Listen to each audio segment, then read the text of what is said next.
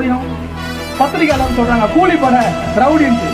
இந்த காவல்துறைக்கும் பத்திரிகையாளருக்கு கண்ணபுரான் ஆகிய இந்த வேலையில சொல்றேன், நான் கூலிக்கு கொலை பண்ணு ஒரு வழக்கு,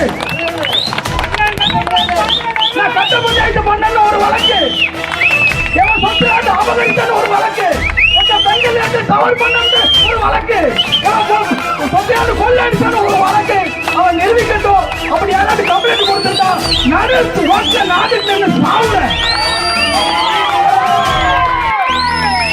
அப்படி இல்லைன்னா என்ன சித்தரிக்கிறவங்க நடுரோட்டில் சாகணும்.